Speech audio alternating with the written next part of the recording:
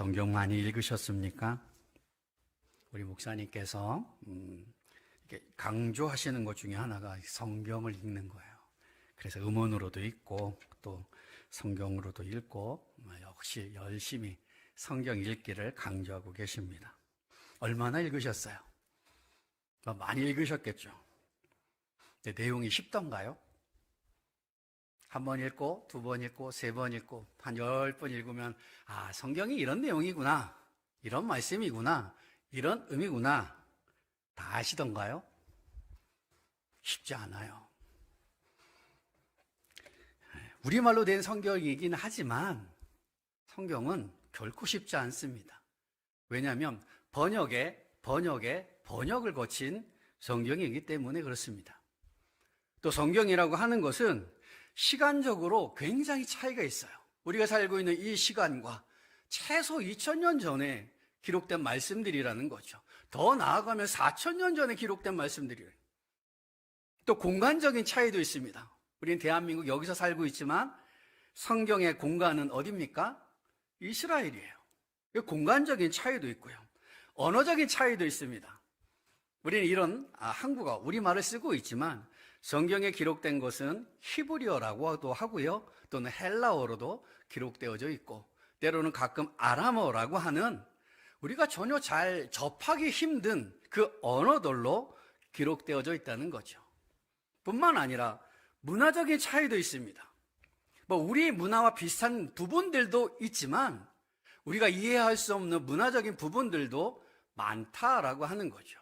그래서 성경은 시간적으로, 공간적으로, 언어적으로, 문화적으로 차이가 있어요. 근데 그것을 번역해서 지금 우리 손에 쥐어진 한글로 되어 있는 성경을 읽고 있다라고 하는 거죠. 쉽지가 않아요. 그래서 필요한 게 뭐냐? 성경 공부를 해야 한다는 거예요. 목사님을 통하여서 이런 부분들을 뛰어넘어 목사님들이 시간과 공간과 언어와 문화적인 이런 것들을 많이 공부하세요. 공부하셔서 우리 성도들이 이해하기 쉽도록 그것을 가르쳐 준다는 거죠. 성경 공부하셔야 성경을 한 번 읽고 10번 읽고 100번 읽었을 때 그 말씀이 무엇을 의미하는지 좀 더 가까이 나아갈 수 있다는 것이죠. 그렇다고 성경이 다 이해되는가? 그것도 아니에요. 그런데 어떤 분은 이런 표현도 합니다. 성경은 믿는 것이지 이해하는 것이 아니다라고 말씀합니다. 물론 성경을 믿으면 이해되는 부분들도 있다라고 하는 것이죠. 근데 이해된다고 해서 성경에 기록된 그 사건들에 대한 질문, why? 왜? 하나님은 왜 이렇게 하셨을까? 라고 하는 물음이 하나도 없을 수 있느냐라고 하는 거예요. 믿음으로 말씀이 이해된다고 해서 성경을 향한 질문들이 완전히 없어지는 것은 아니에요. 여러분들이 성경을 읽으면서 가져야 할 것 중에 하나가 뭐냐면 why? 왜? 라고 하는 질문을 자꾸 성경에 던져야 돼요. 하나님은 왜 이렇게 하셨을까?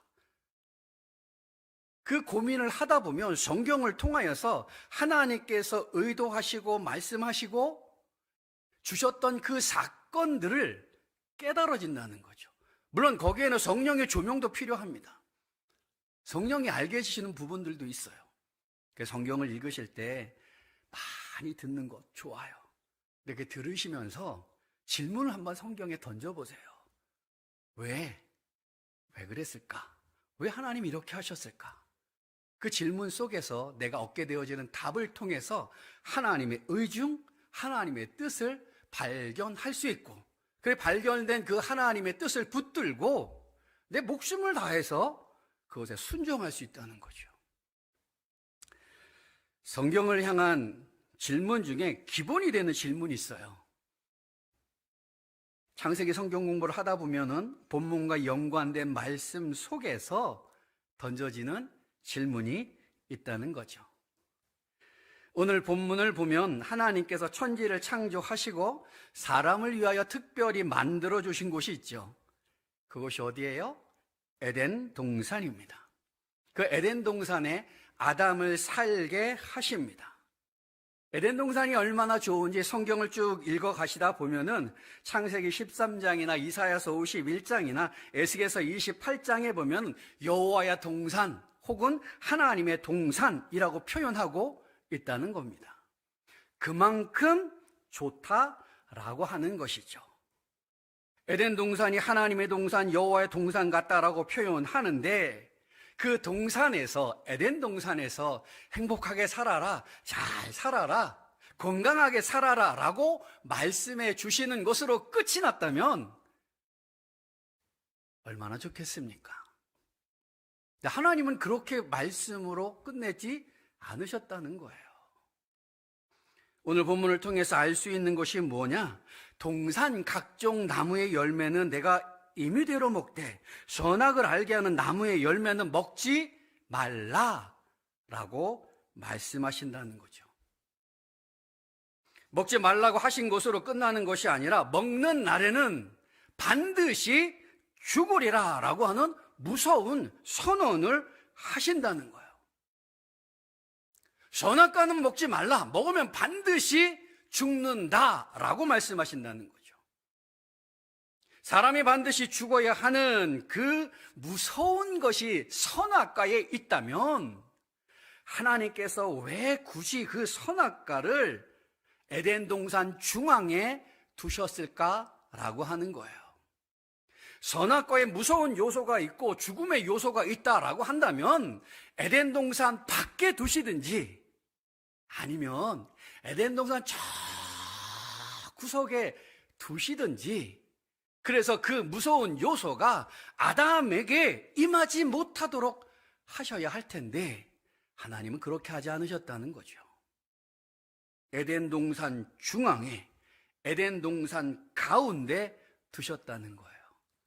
중앙에 뒀다, 가운데 뒀다라고 하는 것은 중요하다라고 하는 의미도 담겨 있을 뿐만 아니라 늘 볼 수 있다라는 거죠. 성경을 통하여서, 오늘 본문을 통하여서 하나님께서는 아담을 에덴 동산에 두시고 경작하라, 지키라 라고 말씀하셨다는 거야. 그 얘기는 일하라고 하는 거예요. 그래서 에덴 동산에서 거닐며 또 하나님이 주신 그 명령에 따라 열심히 일하다가 고개를 들었을 때 뭐가 보이겠습니까? 선악과가 보이는 거예요. 좀 쉬려고 바람을 쐬면서 에덴 동산을 거닐 때 살짝 고개를 들어보면 뭐가 보이겠는 거예요? 선악과가 보인다라는 거죠. 그러니까 가장 잘 보인다라고 하는 거예요. 그래서 중앙에 두셨다, 가운데 두셨다라고 성경은 말씀합니다. 근데 먹으면 어떻게 된다? 반드시 죽는다라고 하는 거예요. 그래서 먹지 말라라고 말씀하셨다는 거죠. 이것을 빌미로 뱀이 어떻게 합니까? 하나님께서 아담에게 베풀러 주신 하와를 유혹하여서 하나님의 말씀에 불순종하게 합니다. 그것을 창세기 3장 1절서부터 6절 가운데 잘 보여주고 있다는 겁니다. 제가 빨리 한번 읽어보겠습니다. 그런데 뱀은 여호와 하나님이 지으신 들짐승 중에 가장 강교하더라. 뱀이 여자에게 물어 이르되 하나님이 참으로 너에게 동산 모든 나무의 열매를 먹지 말라 하시더냐? 여자가 뱀에게 말하되 동산 나무의 열매를 우리가 먹을 수 있으나 동산 중앙에 있는 나무의 열매는 하나님의 말씀에 너희는 먹지도 말고 만지지도 말라, 너희가 죽을까 하노라 하셨느니라. 뱀이 여자에게 이르되 너희가 결코 죽지 아니하리라.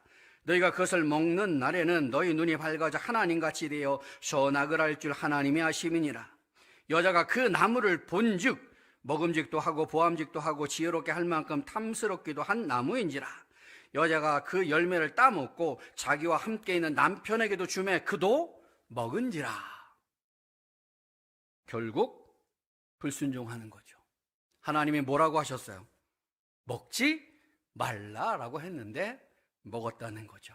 그 불순종으로 인해서 사람은 죽을 수밖에 없는 죄인이 되었고, 죽을 수밖에 없는 그 죄인, 그 사람을 그래도 사랑하셔서 하나님은 예수님을 이 땅 가운데 보내시고 하나님부터 사람이 받아야 할 그 진노의 저주를 예수님께서 대신 받아 십자가의 죽임을 당하시고 사흘 만에 부활하시고 다시 오마라고 하는 약속을 남겨주셨다는 거예요. 쉽게 얘기하면 오늘 읽었던 그 본문의 말씀 창세기 6장 1장 17절에 그 말씀이 없었다면 그 이후의 성경의 기록은 없는 거죠. 근데 그 말씀 한 절 때문에 오늘날 우리가 읽고 있는 성경이 다 기록되어졌다라고 하는 겁니다. 여기서 성경이 물을 질문이 있죠. 뭘 물으겠어요? 왜 선악과를 만드셨을까? 왜 하나님은 선악과를 주셨을까라고 하는 거예요. 애초에 하나님이 선악과를 주시지 않았다면 하나님의 말씀에 불순종한 꺼리도 없어지는 것이고 모든 사람이 두려워하는 죽음도 없고 하나님께서 친히 사람의 몸을 입고 이 땅에 오실 이유도 없고 가죽 옷이니 제사니 하는 그 번거로움도 없고 족쇄처럼 느껴지는 율법도 없다는 거예요. 그런데도 하나님은 천지를 창조하시고 에덴 동산까지 만들어주시고 그곳에 살게 하셨음에도 불구하고 에덴 동산 중앙에 선악을 알게 하는 나무를 두시고 먹지 말라, 먹으면 반드시 죽으리라 라고 하셨다는 거죠. 왜 그럴까요? 우리가 기억해야 하는 것 중에 하나는 성경의 모든 기록은 의미 없는 게 없다는 거죠. 하나님의 계획이 없는 게 없다는 거예요. 거기에는 모든 하나님의 의중이 담겨져 있다는 거죠. 그렇다면 선악과를 통하여서 하나님께서 보이시고자 하는 의중, 하나님께서 보이시고자 하는 뜻이 무엇일까라고 하는 거예요. 성경은 뚜렷하게 그걸 말하고 있지 않잖아요. 그래서 성경을 읽으시면서 자꾸 성경에 질문을 하시라는 거예요. 왜? 그리고 나서 답을 찾아내시면 그게 내 신앙의 반석이 되어져요. 흔들리지 않아요. 선악과를 통하여서 하나님께서 의도하시는 것이 무엇일까? 물론 목사님들마다 혹은 또 신학자들마다 여러 가지를 말할 수 있습니다. 그런데 그 중에 우리가 그 선악과를 통해서 보아야 할 게 있다는 거죠. 그게 뭐냐? 너의 본질적 본분이 무엇이냐라고 하는 그 물음이에요. 너의 본질적 본분을 알라라고 말씀한다는 거죠. 선악과를 통해서 우리가 보아야 할 것이 무엇이냐면 우리의 본분이에요. 본분. 주보에는 본문으로 나와서 잘못 썼는데 그거 어떡하고요. 본분이에요. 본분. 선악과를 통해서 봐야 할 게 뭐냐면 내가 누구냐라고 하는 우리의 본분입니다. 그 본분을 알기 위해서 사람이 어떻게 창조되어졌는가를 보셔야 한다는 거예요. 창세기 1장 26절서부터 28절에 하나님이 어떻게 창조하셨는지 우리가 잘 압니다. 하나님이 이르시되 우리의 형상을 따라 우리의 모양대로 우리가 사람을 만들고 그들로 바다의 물고기와 하늘의 새와 가축과 온 땅과 땅에 기는 모든 것을 다스리게 하자 하시고 하나님이 자기 형상 곧 하나님의 형상대로 사람을 창조하시되 남자와 여자를 창조하시고 하나님이 그들에게 복을 주시며 하나님이 그들에게 이르시되 생육하고 번성하여 땅에 충만하라 땅을 정복하라 바다의 물고기와 하늘의 새와 땅에 움직이는 모든 생물을 다스리라 하시니라. 성경이 분명히 말씀하기를 사람은 하나님의 형상과 모양대로 창조되었다라고 말씀합니다. 많이 들어보셨을 거예요. 그리고 많이 읽으셨을 거예요. 하나님의 형상과 모양대로 창조되었다. 그게 어떤 의미일까? 물론 여기에도 여러 가지 해석도 있고 또 여러 가지 말씀들도 있습니다. 쉽게 얘기하면 하나님을 닮았다는 거죠. 하나님을 닮았다는 게 뭘까?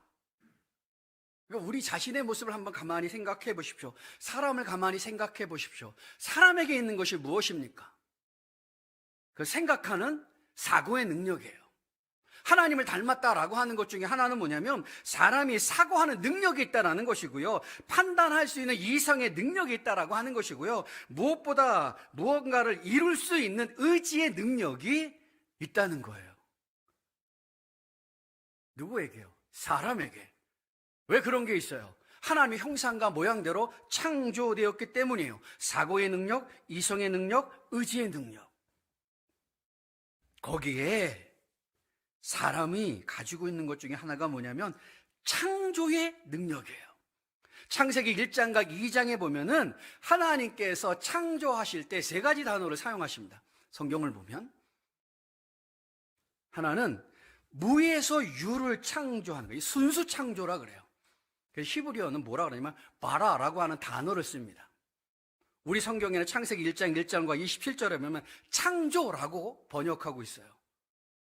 근데 그거 창조만으로 되어 있는 것이 아니라 또 다른 창조의 말씀을 하시는데 뭐냐면 유에서, 그러니까 있는 것을 가지고 새로운 뭔가를 다시 만들어내는 것. 창세기 1장, 2장에 있는 걸 가지고 또 새로운 것을 만들어내세요. 히브리어로는 아사라 그래요. 우리 성경의 창세기 1장 16절이나 25절이나 26절에 보면 만드시고 만들다 라고 하는 단어가 아사라고 하는 단어예요. 이 기존에 있는 재료를 가지고 새로운 것을 만들어내는 거예요. 또 하나 있는데 있는 것을 변형시켜서 뭔가를 만들어내는 거예요. 이걸 야차르라고 하는 단어를 씁니다. 우리 성경에는 지으시고로 번역되어 있어요. 창세기 1장과 2장에 보면은 봐라, 순수 창조예요. 아무것도 없는 곳에서 무언가 만들어내는 것. 이건 하나님만 가지고 있는 창조의 능력이에요. 이것만 사람에게 없지. 있는 것을 가지고 뭔가 새로운 것을 만들어내거나 있는 것을 가지고 변형된 뭔가를 다시 만들어내는 능력, 그런 창조의 능력이 누구에게 있어요? 사람에게도 있어요. 놀라운 것 중에 하나가 뭐냐면 사람이 만든 그 우주선이 보이저 1호, 보이저 2호라고 하는 1977년에 만들어져 있는 비행기예요. 비행기가 아니라 우주선이에요. 이게 어디 있는 줄 아세요, 지금? 태양계 밖을 벗어났어요. 태양계 밖을 벗어나서 한간, 별과 별 사이를 지금 가고 있어요.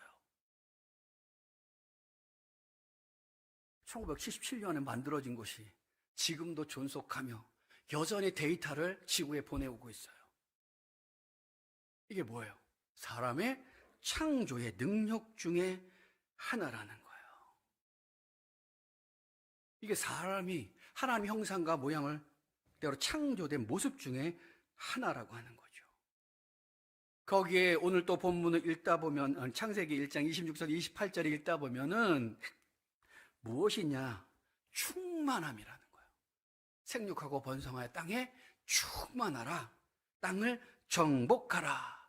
충만함이라고 하는 것, 가득함이라고 하는 것은 누구 것이냐면 하나님 것이에요. 온 우주에, 온 천지 만물에 가득하다, 어디든 계시다라고 하는 것, 그건 하나님의 능력이에요.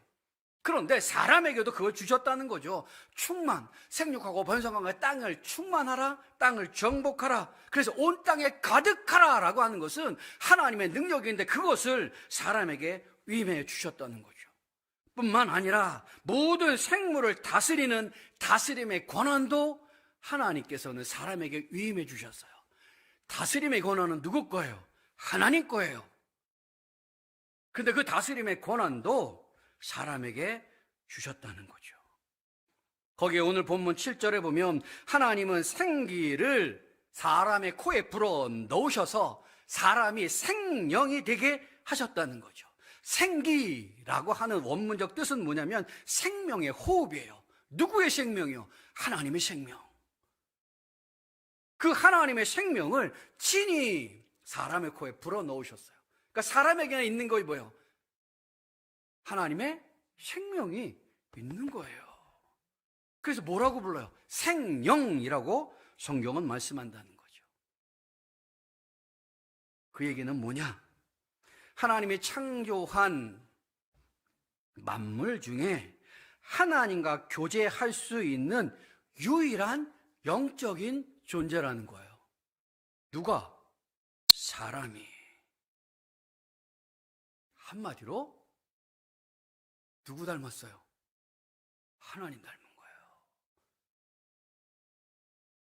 하나님과 버금가는 능력이 사람에게 있어요. 물론 하나님과 비교하면 비교할 것도 안 되지만 하나님께 버금가는 능력이 누구에게 있느냐? 사람에게 있다는 거죠.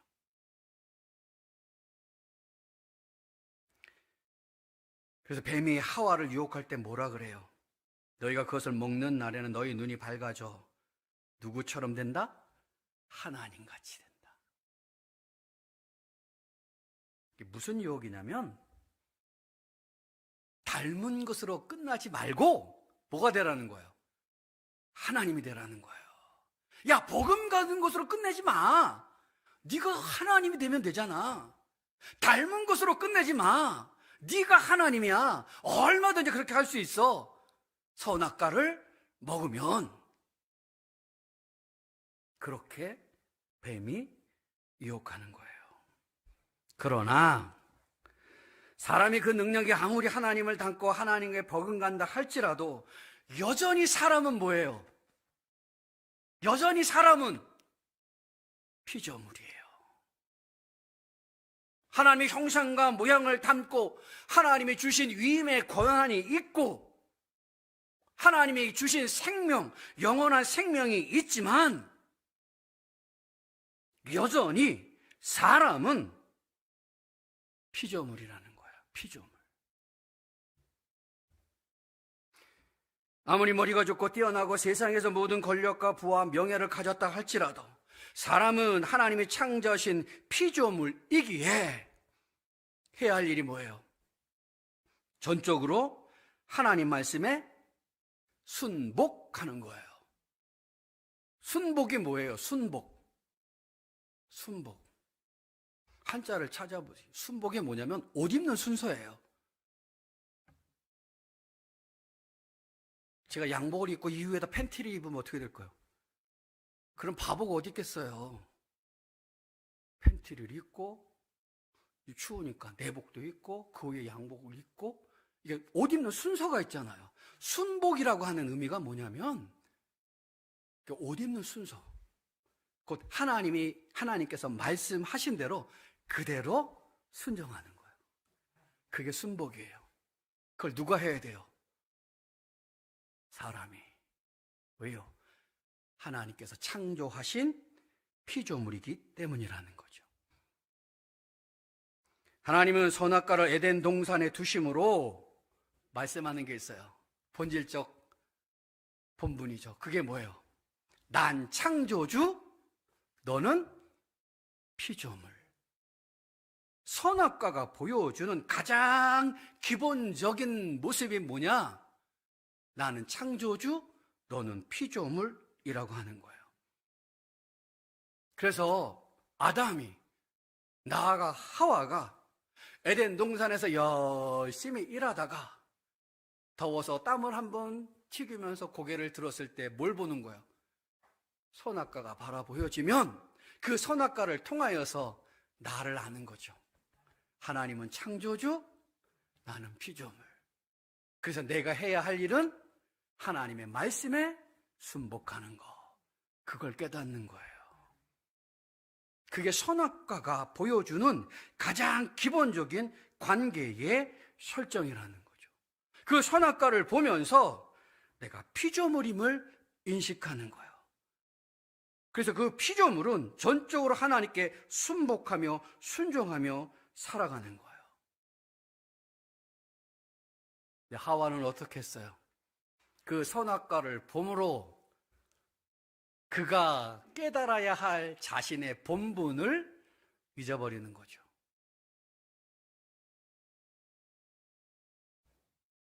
선악과를 먹는다 라고 하는 것은 단순히 먹는 행위로 끝나는 게 아니에요. 그까짓 것 선악과를 따서 먹는 게 무슨 큰 죄가 되겠어요. 사람을 죽인 것도 아니고 생명을 빼앗은 것도 아니고 열매 하나 따서 아삭 하고 한번 깨물어 먹은 게 불과한데 그것 때문에 죽는다는 거죠. 그래서 선악과를 먹는다라고 하는 것은 단순히 먹는 행위로 끝나는 것이 아니라 피조물이 누구의 자리에 앉겠다는 거예요? 창조주 자리에 앉겠다는 거예요. 종이 누구의 자리를 취하겠다는 거예요? 주인의 자리를 취하겠다는 거예요. 신하가 누구의 자리를 빼앗겠다는 거예요? 왕의 자리를 빼앗겠다는 거예요. 단순히 먹는 행위로 끝나는 것이 아니라 피조물이 창조주의 자리에 앉겠다? 종이 주인의 자리에 올라서겠다. 신하가 왕의 자리를 빼앗겠다라고 한다는 거죠. 그것만큼 큰 죄가 어디 있겠습니까? 그래서 하나님은 내가 먹는 날에는 반드시 죽으리라라고 선언하시는 거예요. 한마디로 쉽게 얘기하면 줄을 쫙 긋고 나는 창조주야. 너는 피조물이야. 네가 아무리 뛰어나다 할지라도 결코 이 선을 넘어와서는 안 돼. 그걸 보여주는 거예요. 그게 선악과예요. 그래서 그걸 먹으면 죽어야 하는 거예요. 우리가 하나님께서 주신 그 말씀을 너무 쉽게 불순종하는 때가 많아요. 거짓말하거나 도적질하거나 때로는 형제를 미워하거나 시기하거나 질투하는 것. 하나님은 뭐라고 말씀하셨어요? 도적질하지 말라, 거짓말하지 말라, 형제를 사랑하라 라고 말씀하셨잖아요. 근데 사랑하지 않는다, 시기한다, 질투한다, 거짓말한다, 도둑질한다? 이건 단순히 행위로 끝나는 게 아니에요. 감히 누구의 자리에 들어가겠다는 거예요? 하나님 자리에. 그래서 두려워하셔야 돼요. 무서워하셔야 돼요.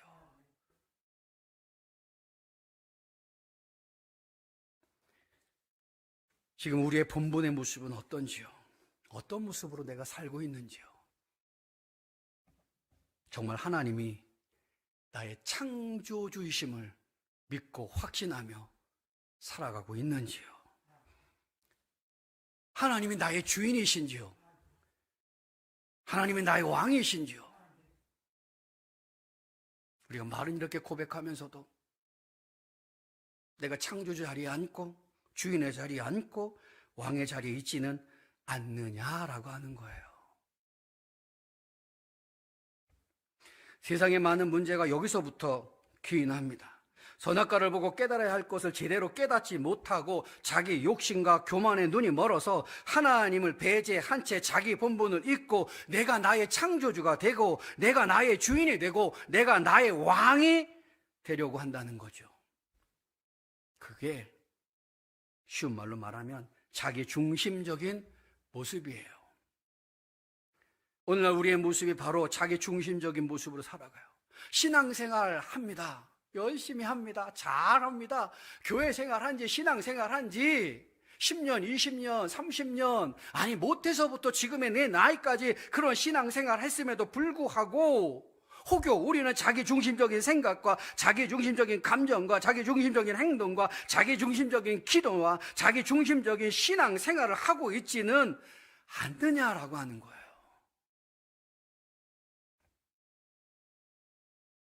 오늘 많은 사람들이 스스로 자기 자신의 주인이 되어서 자기를 사랑하고 자신을 아끼고 자신을 주장하며 자신을 위해서 살아갑니다. 여기에 예수 믿는 우리는 예외일까요? 우리도 그래요. 근데 문제는 사회가 더 이런 걸 자꾸 부추겨요. 사람이 가장 존엄하다. 물론 존엄하죠. 그래서 제가 법대 다니는 청년한테 물어봤어요. 사람이 존엄하다고 하는데 사람이 존엄한 근거가 헌법 어디에 나오니? 가서 한번 찾아보고 모르면 교수님한테 물어봐서 한번 나에게 좀 알려다오. 그 친구의 대답이 무엇이었냐? 헌법에는 사람이 존엄하다라고 하는 근거가 없다는 거예요. 헌법에 인간은 존엄하다라고 선언은 해요. 그 선언을 통하여서 모든 법들이 만들어집니다. 근데 존엄의 근거는 없어요. 사람이 존엄한 근거가 어디에 있습니까? 성경에서 말씀해요. 하나님의 형상과 모양대로 창조되었기 때문에 사람은 존엄한 거예요. 근데 이거는 배제하고 사람이 존엄하다라고 하는 것만 강조한다는 거죠.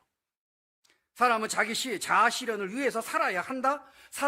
모든 사람에게는 그 속에 신이 깃들여 있다. 누구든지 사람은 신이 될 수 있다라고 말하고 있다는 거죠. 자꾸 자기중심적으로 살아가도록 사회가 부추겨요. 그래서 하나님이 말씀하시는 절대적 가치보다는 많은 사람들이 인정하는 객관적 가치에 더 중시하고요. 그 객관적 가치보다는 내가 생각하는 주관적 가치에 더 치중한다는 거죠. 여기서 뭐가 배제돼요?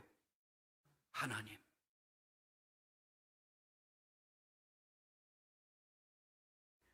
성경이 분명히 죄라고 지적하고 있는 부분들이 있어요. 이건 분명히 죄야 라고 성경이 말씀해요. 근데 많은 사람들이 아니야, 그건 죄가 아니라 많은 사람들의 주관적인 편견일 뿐이야 라고 얘기해요. 좋은 예가 뭐예요? 동성애예요. 성경은 분명히 동성애를 뭐라고 해요? 죄라고 지적해요. 레위기 18장 22절 너는 여자와 동침함 같이 남자와 동침하지 말라. 이는 가증한 일이니라. 레위기서 20장 13절 누구든지 여인과 동침하든 남자와 동침하면 둘 다 가증한 일을 행하면즉 반드시 죽일지니 자기의 피가 자기에게로 돌아가리라. 로마서 1장 26절 27절 이 때문에 하나님께서 그들의 부끄러움 욕심을 내버려 두셨으니 곧 그들의 여자들도 순리대로 쓸 것을 바꾸어 영리로 쓰며 그와 같이 남자들도 순리대로 여자 쓰기를 버리고 서로 향하여 음욕이 불일 듯하며 남자가 남자와 더불어 부끄러운 일을 행하여 그들의 그릇 때문에 상당한 보응은 그들 자신이 받았느니라.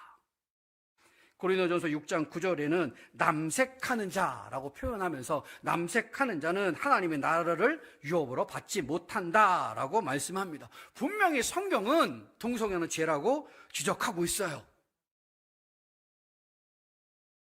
그런데 오늘날 많은 사람들이 뭐라 그래요? 아이, 그거 죄 아니야.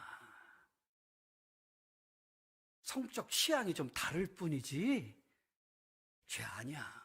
많은 사람들이 이런 성적인 성향을 가지고 있어 그것을 편견을 가지고 소수 사람들의 그런 성적 취향을 나쁘다라고 말하는 거지 그 죄 아니야. 이렇게 얘기하잖아요. 그 사회가 부추겨요.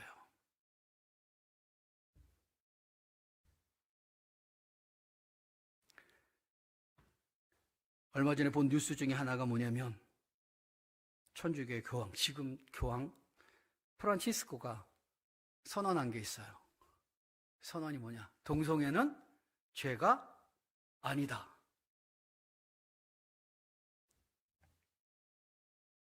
교황이 그 말을 해요. 동성애는 죄가 아니다. 근데 성경은 뭐라 그래요? 죄라고 말해요. 세상이 무엇이라고 말하든 성경이 죄라고 지적하면 그건 죄예요.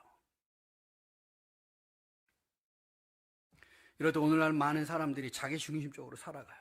그래서 말세의 모습을 바울이 뭐라고 표현하느냐? 디모데후서 3장 1절서부터 5절에 보면 말세의 현상에 대해서 이렇게 얘기해요. 거기에 이런 표현이 있어요. 너는 이것을 알라. 말세에 고통하는 때가 이르니 사람들이 자기를 사랑하며 자기 중심적으로 살아간다는 거예요. 그래서 바울이 뭐라 그러냐? 이런 자들에게서 돌아서라 라고 말합니다. 우리가 우리 자신을 진지하게 살펴본다면 발견되어지는 게 뭐냐면 하나님이어야 해요. 우리의 본분이어야 한다는 거예요. 하나님은 창조주, 나는 피조물. 그 속에서 나는 그러면 어떻게 살아야 할까라고 하는 답을 얻게 되어지는 거죠. 그것은 전적으로 하나님의 말씀에 순종하며 순복하며 사는 거예요. 그리고 하나님의 영광을 위해서 살아가는 거예요. 그래서 바울은 고린도전서 10장 31절에 그런즉 너희가 먹든지 마시든지 무엇을 하든지 다 하나님의 영광을 위해 하라라고 말씀하고, 골로새서 3장 17절에는 또 무엇을 하든지 말이나 일이나 다 주 예수의 이름으로 하고 그를 힘입어 하나님 아버지께 감사하라라고 말씀해 주고 있어요. 말씀을 정리하고 마치겠어요. 가끔 TV 시사 프로그램을 보면 교회에 좋지 못한 모습들을 들춰냅니다. 특별히 대형 교회, 큰 교회들을 언급하면서 그 목사님들을 얘기를 해요. 그래서 억대를 초월하는 연봉의 사례금을 받는다라고 얘기도 하고, 커다란 교회 건물을 짓기 위해서 교회가 편법하고 불법을 저지른다라고 말하고, 그런 편안한 삶을 나만 끝나는 것이 아니라 우리의 자손들도 자식들도 살 수 있도록 담임 목사직을 세습하는 일들도 있고, 비자금도 조성하고 성추행도 하고 도박도 저질러. 이게 TV 시사 프로그램에서 교회를 이런 좋지 못한 모습들을 자꾸 이런 거 들춰내죠.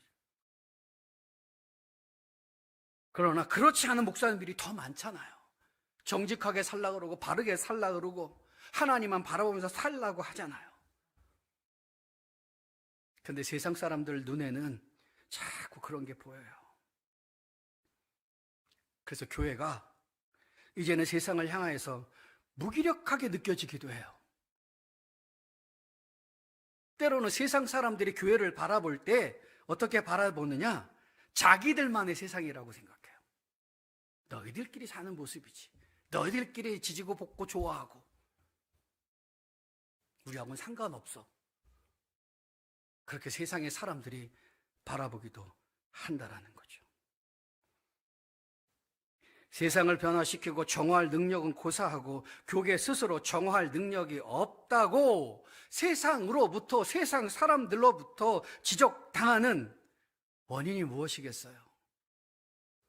내가 누구냐? 나의 본분이 뭐냐? 성도의 본질적 본분이 무엇이냐라고 하는 것을 잊어버리기 때문에 그래요.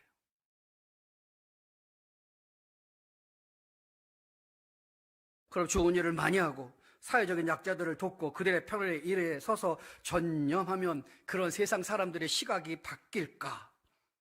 교회가, 성도가 세상을 정화시킬 수 있을까? 변화시킬 수 있을까? 물론 그럴 수 있겠죠. 그러나 먼저 회복되어져야 될 게 뭐겠어요? 내가 누구냐라는 거예요. 내 본질이 뭐냐라고 하는 거예요.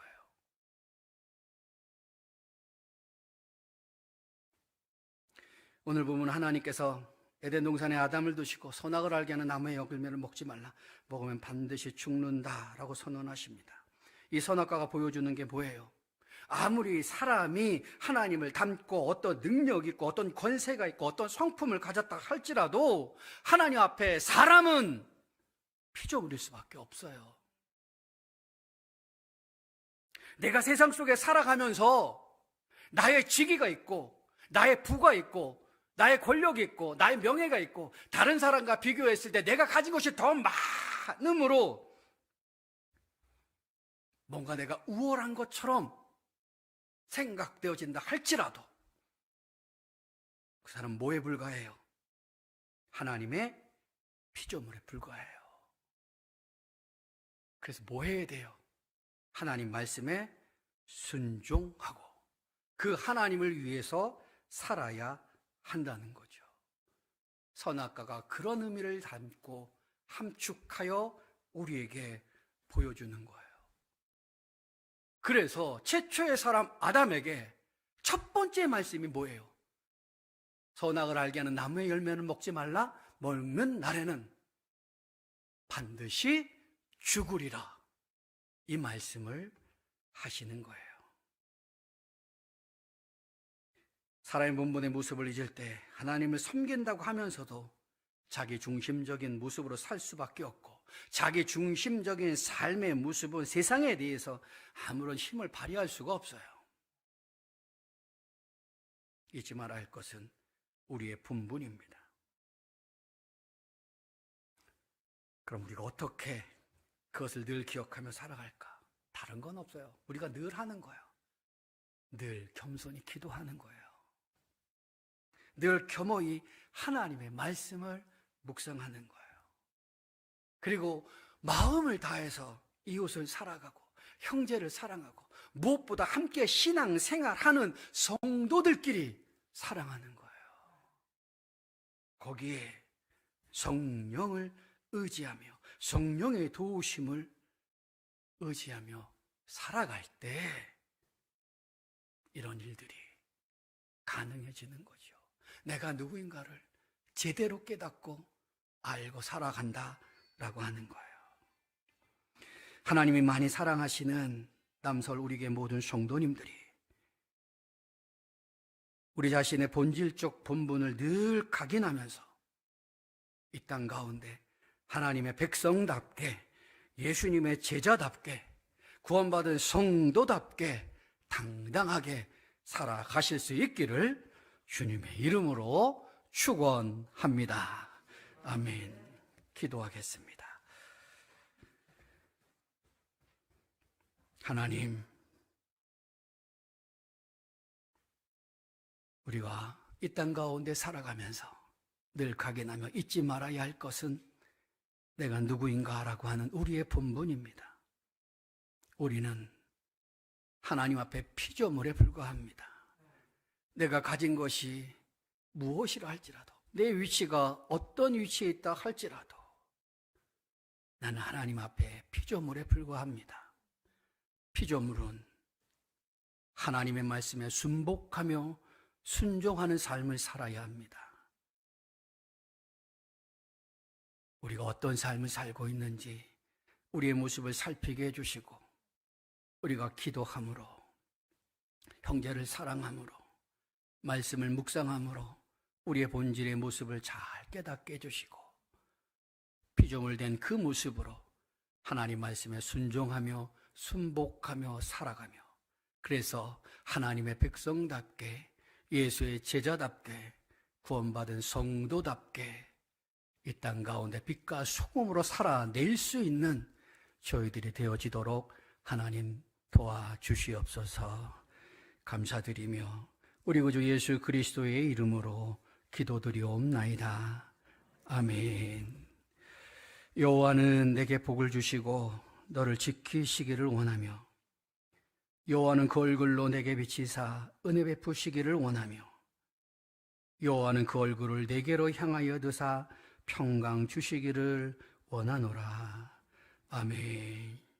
이제는 우리 주 예수 그리스도의 은혜와 하나님 아버지의 극진하신 사랑과 우리 성령님의 감화감동 충만 인도 역사하심이 주일 오후 예배를 드리며 하나님 앞에서 우리의 본질적 본분인 피조물됨을 각인하며 언제나 하나님 말씀에 순종하며 순복하며 늘 겸손히 기도하고 늘 겸허히 하나님 말씀을 묵상하고 마음을 다해 이웃과 형제를 사랑하며 성령의 도우심으로 살아갈 수 있는, 그래서 세상의 빛과 소금의 역할을 잘 이뤄내는 일을 다짐하는 모든 성도의 머리 위에, 그 가정과 자녀들과 하는 일 위에, 그리고 남서울 우리 교회와 이 나라와 이 민족과 이 세계 위에 이제로부터 영원까지 함께 있을지어다.